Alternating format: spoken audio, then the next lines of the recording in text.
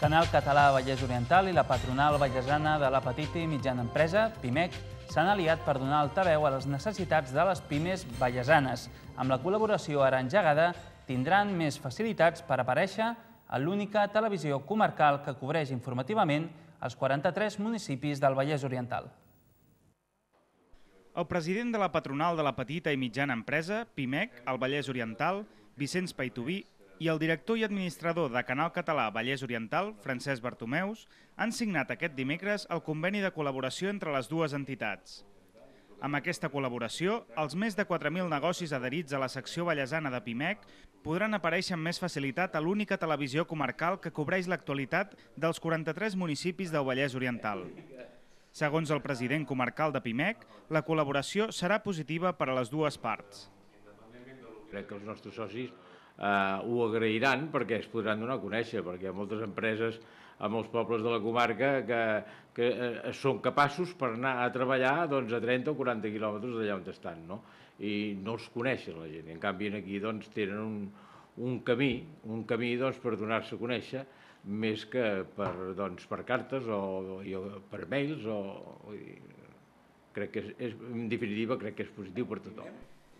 PIMEC representa els interessos de més de 4.000 empreses petites i mitjanes del Vallès Oriental i amb aquesta aliança amb la televisió privada de la comarca aspiren a arribar a un univers de població de 400.000 habitants. Per la seva part, Canal Català Vallès Oriental pretén amb aquesta col·laboració continuar donant suport a les activitats de tot tipus sorgides de la pròpia comarca des de la iniciativa privada. Actualment, al nostre país, gairebé la meitat de la població pateix sobrepès. Les causes principals són una alimentació desequilibrada i la mancança d'exercici físic.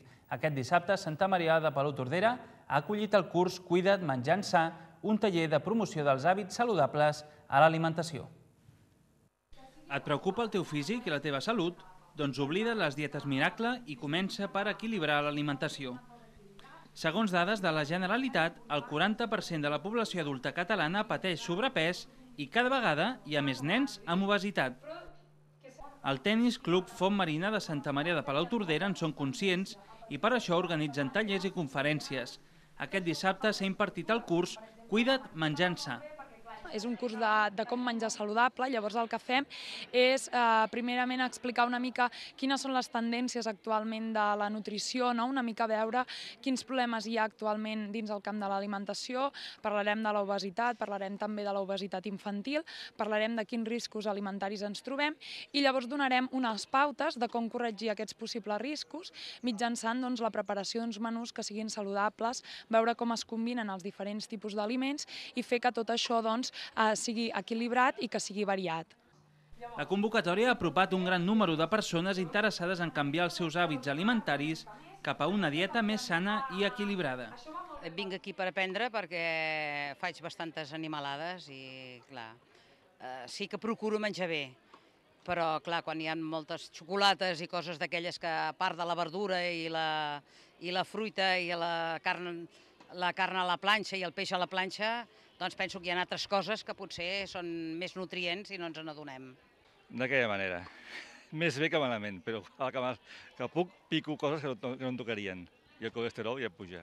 El que ens costa potser menjar més, potser les llegums, et diré. Cosa que, diuen que de 2 o 3 cops a la setmana és bo de posar-les en la dieta, no? A casa amb això ho portem una miqueta malament. A veure si aquí m'ensenyen alguna cosa més i puc aprofitar més. Per impedir l'obesitat infantil, és molt important acostumar els nens des de ben petits a menjar sa. Potser sembla difícil en un principi, però és una qüestió d'utilitzar petits consells. Jo aconsello que entrin a la cuina i que vegin que realment és divertit i que els hi deixin preparar i també que disfrutin. Jo sempre he vist que a vegades en aquests tallers que fem, que alguna vegada l'hem fet amb nens, he deixat que vinguin amb mi a treballar a la cuina i després es mengen els plats i són fets amb verdures, amb fruites, amb hidrat de carboni i no tenen cap problema. I a vegades les mares em diuen com ho has aconseguit que s'ho hagin menjat si a casa no s'ho mengen. I dic, bueno, perquè han vingut aquí, ho han preparat ells i el fet de que a vegades ho preparin ells fa que els agradi molt més. Res d'esperar que torni l'estiu per començar a pensar en el nostre cos. Una bona alimentació i la pràctica regular d'esport ens proporcionarà una millor qualitat de vida. El taller Cuida't menjant sa s'ha impartit a més de 20.000 persones des de l'any 2009. Parlem ara d'un cas personal que ens il·lustra les peripècies que a vegades cal fer per aconseguir els permisos necessaris. Des de l'1 de juliol de l'any passat, per conduir un microcotxe cal una llicència específica de la qual moltes autoescoles no en tenen coneixement. Coneguem el cas de primera mà amb el jove de Gualba, en Nil. Quan en Nil Atienza es va traslladar a viure a Gualba, tenia 17 anys. Per poder desplaçar-se fins a l'estació, va decidir comprar un microcotxe. Els ciclomotors li desagraden i a peu trigaria prop de 2 hores. Així va començar la seva peripècia. Els problemes van començar quan vaig haver-me de treure el carnet, que les autoescoles em deien que no m'ho podia treure amb el microcotxe, que havia de fer-ho amb una moto. Algunes em deien que sí, després em deien que no. I clar, jo no me'l volia treure en moto perquè jo no vull una moto, jo vull un cotxe. Si em volgués treure el de moto, em trauria el de moto. Des de l'1 de juliol del 2009, per conduir aquest tipus de vehicle, és necessari o tenir permís de conduir de cotxe o el nou permís anomenat AM, que serveix tant per ciclomotors com per microcotxes. Però les autoescoles no disposen de vehicles i desconeixen com és l'examen pràctic. Després van venir els problemes de que les autoescoles no sabien què és el que s'havia de fer, no em sabien ensenyar les pràctiques, les maniobres que havia de dur a terme a l'hora de fer l'examen. I quan vaig arribar al primer examen em vaig trobar que no era el que m'havien ensenyat i el vaig suspendre perquè em van dir que només podia fer unes maniobres que no tenia res a veure el que m'havien ensenyat a l'escola. Però aquí no acaben les peripècies dels aspirants. Maniobres exigides a l'examen, com la de canvi de sentit, en només 3 moviments, són gairebé impossibles de realitzar, degut als metres establerts per trànsit per la poca maniobrabilitat dels vehicles. En Nil, finalment, va aconseguir aprovar la llicència, però altres conductors no són tan pacients. Des de l'Associació de Fabricants i Importadors de Quadricicles, la FICU, lamenten aquests inconvenients. El nostre client, quan és una persona espavilada, com pot ser un nano jove de 18 anys, doncs s'espavila, estudia, si la pràctica s'ha de treure d'una manera o d'una altra, doncs ho farà, ho aconseguirà.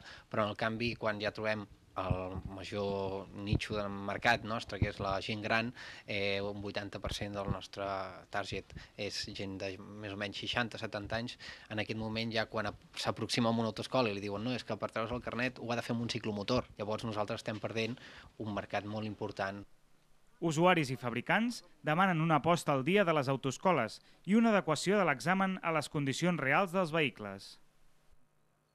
I fins aquí l'informatiu d'avui. Abans d'acabar, però, repassem els titulars més destacats. El ciclista Joaquim Rodríguez fa balanç de la seva temporada a Parets, mostrant-se satisfet per la regularitat que l'ha fet acabar l'any com a número 1 mundial. Però a la vegada tem que el ciclisme català no tingui cap futur professional d'aquí a 5 anys per la manca de proves, equips i treball de base. Canal Català Vallès Oriental, l'única televisió que cobreix l'actualitat de tot el Vallès Oriental, i la secció comarcal de la patronal de la micro, petita i mitjana empresa, PIMEC, signen un acord per donar visibilitat a l'empresariat adherit a la patronal. Coneixem el testimoni d'un jove de Gualba que ha tingut diversos problemes per obtenir la llicència de conducció pel seu microcotxe.